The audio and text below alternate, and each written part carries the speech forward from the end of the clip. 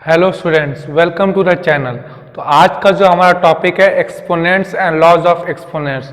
तो इस वीडियो में हम लोग एक्सपोनेंट्स क्या होता है ये देखेंगे, फिर लॉज ऑफ एक्सपोनेंट्स को वन बाय वन करके समझेंगे थ्रू एग्जांपल्स।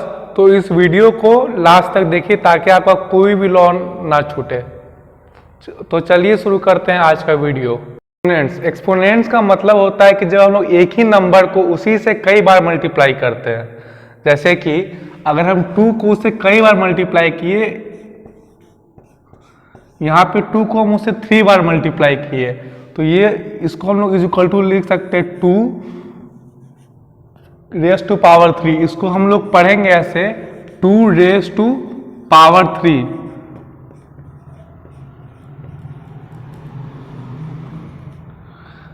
यानी कि इसका मतलब हुआ कि 2 का पावर 3, यानी कि 2 को हमने 3 बार मल्टीप्लाई किया है। तो ये जो होता है हमारा, इसको कहते हैं बेस और इसको कहते हैं पावर। और जो ये जो 2 का पावर 3 है, इसको हम एज ए होल कहते हैं power notation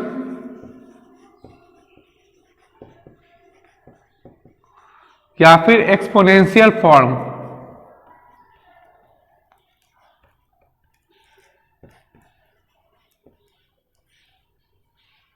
for example 5 raise to power 4 is equal to 5 into 5 into 5 into 5, मतलब 4 टाइम्स 5 इज इक्वल टू हो जाएगा हमारा 625।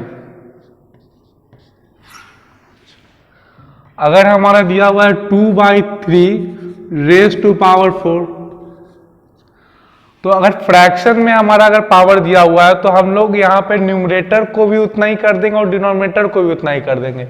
मतलब कि यहाँ हम लोग उसको ऐसे लिख सकते हैं 2 का power 4, 2 raise to power 4/3 raise to power 4, यानी 2 into 2 into 2 into 2/3 into 3 into 3 into 3 into 3। तो ये हमारा हो गया 8/81। तो मतलब कि अगर हमारा कोई फ्रैक्शन में दिया हुआ है, अगर a/b टू पावर n, तो यहाँ हमारा हो जाएगा a to the power n by b to the power n। मतलब कि अगर फ्रैक्शन में हमारा एक्सपोनेंट दिया रहेगा तो वहां पे हम न्यूमरेटर और डिनोमिनेटर को इंडिविजुअली ऑपरेट करेंगे और उसके बाद जो कैलकुलेट करेंगे तो जो आएगा वही हमारा आंसर हो जाएगा।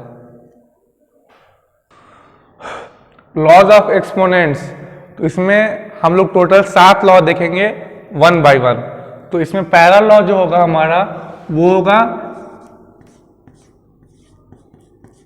कि अगर किसी भी नंबर का अगर पावर 0 दिया हुआ है तो इज इक्वल टू हमेशा 1 ही होगा। जैसे कि अगर हमारा 100 पावर 0 दिया हुआ है तो वो हमेशा 1 ही होगा। मतलब any number raise to power 0 equals to 1। मतलब अगर इसको वर्ड्स में लिखे तो इसको लोग ऐसे लिखेंगे any number raise to power 0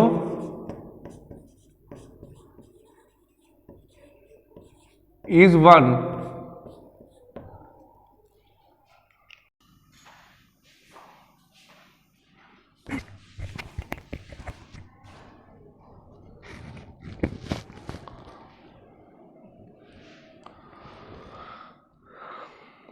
जो हमारा सेकेंड लॉ होगा वो होगा a to the power 1 is equal to a। मतलब any number when raise to power 1 is itself. मतलब कि 2 का power 1 is equal to 2, 1000 power 1 is equal to 1000।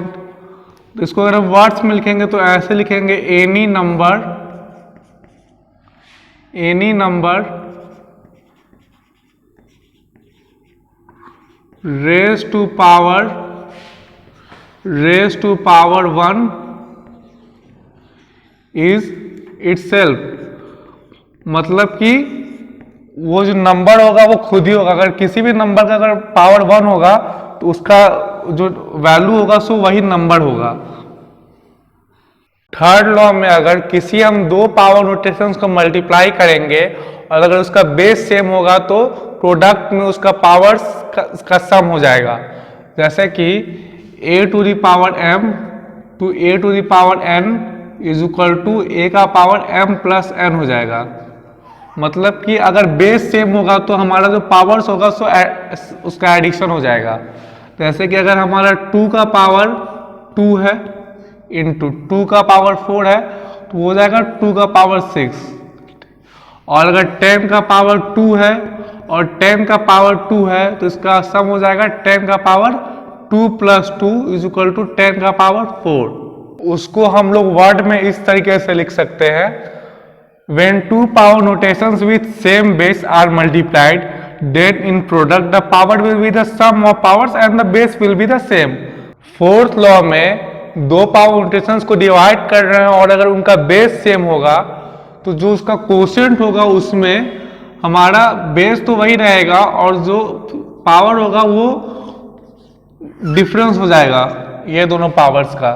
जैसे कि अगर हमारा 2 का पावर 5 बाई 2 का पावर 2 है तो ये हमारा हो जाएगा इज इक्वल टू 2 का power 5 minus 2 is equal to 2 का पावर 3। इस लॉ को हम लोग वर्ड्स में ऐसे लिख सकते हैं, when two power notations with same base are divided, then in quotient the powers will be the difference of powers with same base।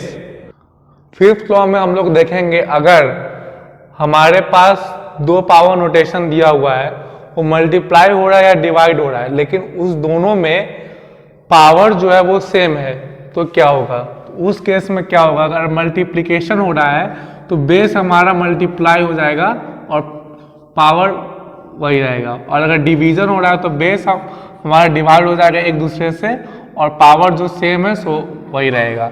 जैसे कि अगर 5 to the power 5 into 2 to the power 5, इसका जो वैल्यू हो जाएगा उसको हो जाएगा 5 into 2 to the power 5 is equal to 10 to the power 5। उसी तरीके से अगर हमको डिवाइड करना होगा, जैसे 5 to the power 5 by 2 to the power 5 is equal to 5 by 2 to the power 5। एक और एग्जांपल देख लेते हैं डिवीजन का, 10 to the power 8 by 2 to the power 8 is equal to 10 by 2 to the power 8 is equal to 5 to the power 8। आप verify करने के लिए आप लोग इसको एक कैलकुलेटर पे भी कैलकुलेट करके देख सकते हैं, ये दोनों का आंसर जो होगा हमेशा सेम आएगा। इस लॉ को वर्ड में हम लोग इस तरीके से लिख सकते हैं, when the operation of multiplication or division is done between two power notation of same power, यानी कि दो पावर नोटेशन दिया हुआ है उसके बीच मल्टीप्लिकेशन और डिवीजन हो रहा है और दोनों पावर नोटेशन का अगर पावर सेम है, then in result the base is the result of corresponding operation and power is same without any change। तब रिजल्ट में जो रिजल्ट होगा उसका जो बेस होगा सो उस ऑपरेशन का रिजल्ट होगा, यानी उस कॉरस्पॉन्डिंग ऑपरेशन का रिजल्ट होगा। यानी कि अगर मल्टीप्लिकेशन है तो बेस जो होगा वो मल्टीप्लिकेशन का रिजल्ट होगा और डिवीजन है तो बेस जो होगा सो डिवीजन का रिजल्ट होगा। And power is same without any change, और जो पावर होगा उसमें कोई चेंज नहीं होगा, वो सेम होगा।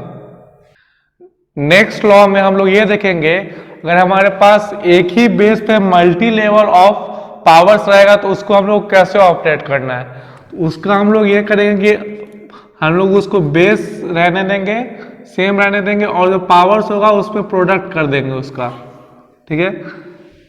अब जैसे कि हमारा 5 का पावर 2 का पावर 3 तो ये इज इक्वल टू हो जाएगा हमारा 5 का पावर 2 इंटू 3 यानी कि 5 का पावर 6।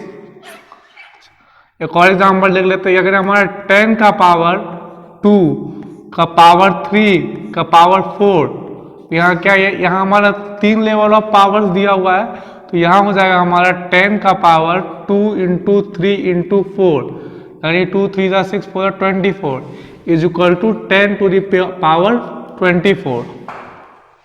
लॉ को वर्ड में हम लोग इस तरीके से लिख सकते हैं, when on a single base there are multi levels of power, मतलब जब एक बेस पे हमारा मल्टी लेवल्स ऑफ पावर हो, then the powers are multiplied to come to one level, तब पावर जो है हमारा मल्टीप्लाई होके एक लेवल में आ जाता है and base is same without any change, और बेस में हमारा कोई चेंज नहीं होता है। नेक्स्ट लॉ में हम लोग देखेंगे अगर हमारा बेस पे पावर -1 होगा तो उसको ऑपरेट कैसे करना है। तो अगर हमारा बेस का पावर -1 होगा तो वो इज इक्वल टू हो जाएगा 1/a, मतलब वो उसका रेसिप्रोकल हो जाएगा। फॉर एग्जाम्पल अगर 2 टू दी पावर -1 है तो उसका हो जाएगा 1/2। अच्छा, एक और एग्जाम्पल देखते हैं। अगर 5 का पावर -2 है तो क्या होगा।